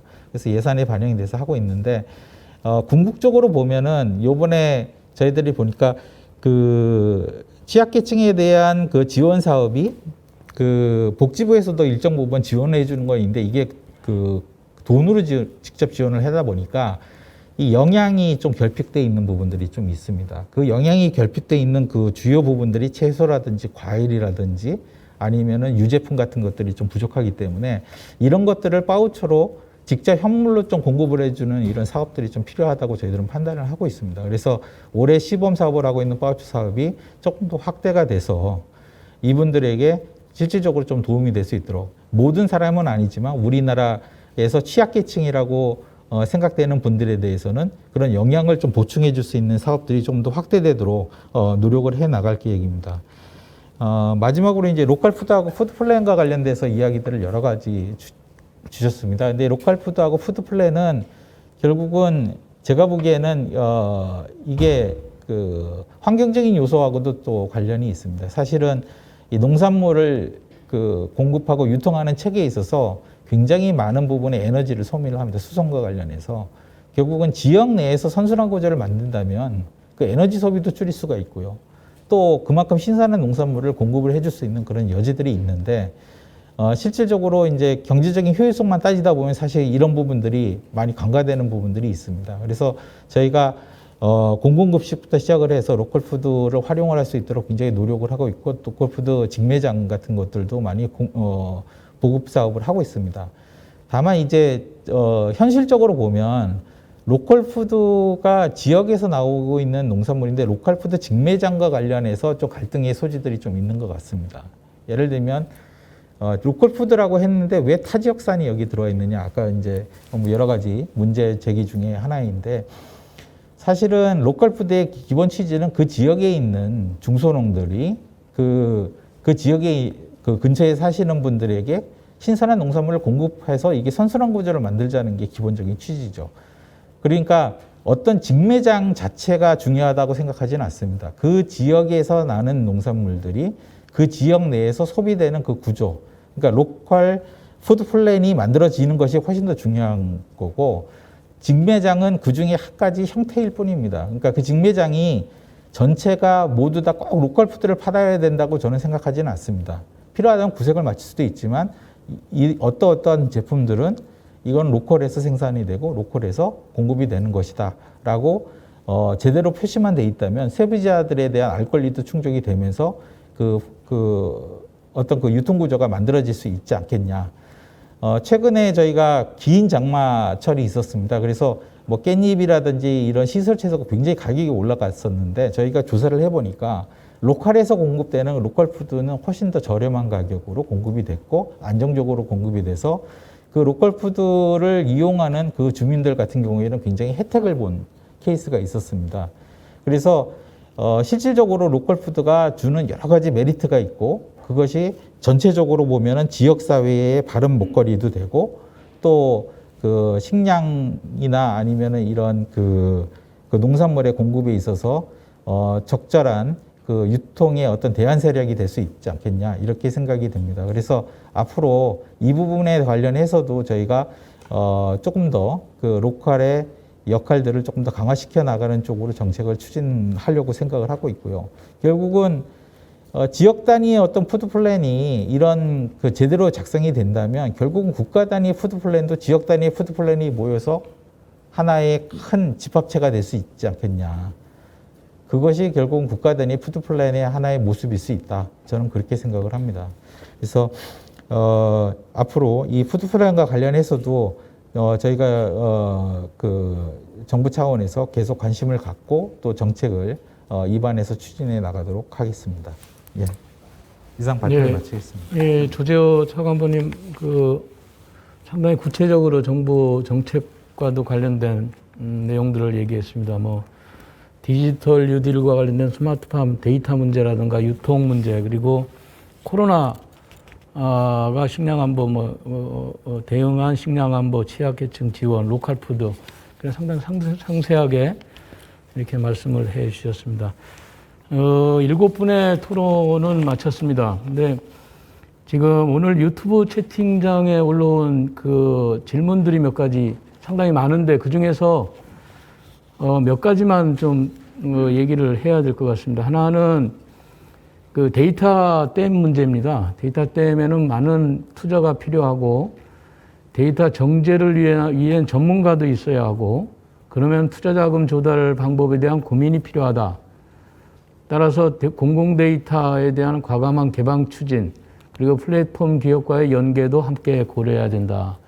상당히 바람직한 그 지적을 해 주셨습니다. 그런데 제가 알기로는 정부에서도 데이터 댐 구축을 위한 추경에 5천억이 이미 반영이 된 걸로, 그리고 7개 중요한 사업들 10대 사업을 하는 걸로 이렇게 돼 있습니다. 그리고 또 하나 두 번째 세션인데요. 온라인 거래소 요 부분은, 그러니까 원래 온라인 거래소 구축에 있어서 온라인 경로에서의 정산 신뢰도, 가격 결정 방식의 신뢰성, 재고를 위해서 공공성 유지가 중요합니다. 이를 위한 투자와 거버넌스 구성도 중요한 과제라고 생각합니다. 아까 차관보님 좀 말씀하셨는데 지금 정부에서도 그게 상당히 중요하다고 해서 그 온라인 유통 거버넌스 체계를 구축하는 준비를 하고 있습니다. 참고로. 그리고 또 하나 올라온 게 있습니다. 정부가 공공시장 공공 도매시장, 공영 도매시장이죠. 공영 도매시장에 특혜를 주고 있는데 도매시장의 온라인 거래, 이미지 경매 등을 적극 추진해서 정책에 앞서 먼저 혁신하는 모습을 보여야 합니다. 이거 맞는 얘기인 것 같아요. 물론 정부에서 그런 정책을 지금 그 이미지 경매도 그렇고 온라인 거래에서 지금 정책을 하고 있는데 도매시장에서 더 열심히 노력을 해야 될 것으로 그 시급성도 중요하고 그래서 이게 필요한 건 맞습니다. 그 또 하나 올라온 게 있습니다. 배달, 식자재, 온라인 구입 등이 확대되고 있습니다만은 농촌 지역의 노인들은 이에 대한 접근성이 매우 떨어집니다. 농촌 지역을 대상으로 식자재 구입 접근성을 다양화하는 개선 노력이 필요합니다. 이런 지적을 하셨습니다. 이게 접근성 문제인데 그 일본 같은 데 사례가 있습니다. 찾아가는 뭐 푸드트럭이라든가 그 식품 마차 뭐 이런 사례들이 있는데 이런 정책들을 적극적으로 도입하는 것도 좀 필요하지 않은가 이런 지적도 좀 이렇게 있는 것 같습니다. 그리고 예를 들면 전화 주문하는 같은 경우는 택배비 같은 거 정부에서 뭐 지원한다든가 이런 것도 좀 필요하지 않겠나 하는 생각이 들고 또 하나가 포스트 코로나 시대에 취약계층에 대한 충분한 식품 공급이 이루어지는 것이 식량 안보 차원에서 가장 중요한 과제일 것입니다. 그런데 이 업무를 농식품부와 복지부 중 어떤 부서에서 담당해야 하는지 따진다면 농식품부에서 담당하는 것이 효과적일 것입니다. 이런 또 지적을 하는데 우리 차 간부님이 아까 말씀을 하셨습니다. 그러니까 그 보건복지부는 현금을 지원해서 영양균형 문제가 발생하는데 농식품부에서는 직접 영양균형을 위한 아까 말씀하신 바우처 사업이니 그런 차원에서 본다면 농식품부가 하는 역할이 상당히 중요할 것 같은. 그리고 한 두 가지 더 있는데 로컬 푸드 활성화를 위해서 그 대도시 지역도 적극적으로 참여해야 되는데 그 다양한 사회적 경제 조직을 이용한 로컬 푸드 개념의 확장이 필요한 것으로 보입니다. 이건 지적이 맞는 것 같습니다. 그리고 마지막 지적해 준 게 있는데 로컬 푸드 매장에 자주 방문하지 않은 이유가 상품 구성이 다양하지 못해서인데 이를 해결하기 위해서 동네 슈퍼 등과 효과적으로 연계할 수 있다면 서로 윈윈할 수 있을 것으로 보입니다. 오늘 이런 관련돼서 많이 지금 토론이 됐습니다. 그러니까 동네 슈퍼하고도 연계도 필요하지만 로컬 푸드 직매장 간의 연계 이런 것도 좀 한번 생각해 볼 필요가 있지 않겠는가 그런 생각을 해봅니다. 오늘 그 7분의 종합 토론도 들었습니다. 그래 여러 가지 뭐 제가 요약할 수는 없고 그 앞서서 4분의 발표자하고 지정 토론자들 이 토론이 상당히 전문적이었습니다. 그리고 종합 토론도 상당히 그 전문성이 있는 그런 토론이 돼서 이런 귀한 시간 내주시고 그리고 의미 있는 토론을 해주신 우리 7분 토론자분께 정말로 감사를 드립니다. 그럼 이것으로 그 이틀 동안에 진행된 한국농촌경제연구원이 주최한 대토론회 모두 마치는 것으로 우리 얘기를 좀 해주시죠. 농업 농촌에 대한민국의 미래가 있습니다. 한국농촌경제연구원도 더 나은 농업 농촌을 만들어가는 데 동행합니다. 농업인, 나아가 국민과 함께 지속가능한 농업 농촌을 구현하는 국책연구기관 한국농촌경제연구원